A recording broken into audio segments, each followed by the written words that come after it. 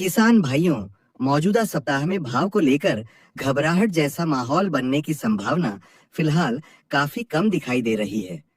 यदि भाव में हल्की फुल्की नरमी भी देखने को मिलती है, तो उसका मुख्य कारण निकले हुए भाव पर खरीदा गया प्याज भरे बैठे व्यापारियों और स्टॉकिस्टों द्वारा मुनाफा वसूली हो सकता है। आमतौर पर इस स्थिति में बड़े व्यापारी और स्टॉकिस्ट नई खरीदी रोक देते हैं और एक साथ बिकवाली शुरू कर देते हैं। इससे बाजार पर दोहरी मार पड़ती है। एक तरफ खरीदी कम हो जाती है और दूसरी तरफ बिकवाली बढ़ जाती है। इसी दोहरे दबाव के कारण भाव कुछ समय के लिए सामान्य रहते हुए हल्की नरमी दिखा सकते हैं। हालांकि यह स्थिति स्थायी नहीं होती और एक बार फिर बाजार में तेजी लौटने की पूरी संभावना बनी रहती है।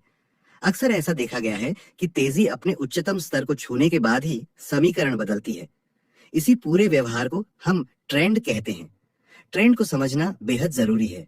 उदाहरण के तौर पर, जब बाजार तेजी के ट्रेंड में होता है, तब हल्की नरमी केवल मुनाफा वसूली के कारण आती है, न कि मांग खत्म होने से। ऐसे समय में बाजार बार बार नीचे नहीं टिकता, बल्कि थोड़ी देर रुककर फिर ऊपर की ओर बढ़ता है। इसके विपरीत, जब बाजार मंदी के ट्रेंड में होता है, तब छोटी सी तेजी भी टिक नहीं पाती और हर उछाल पर बिकवाली बढ़ जाती है, जिससे भाव फिर नीचे की ओर खिसक जाते हैं।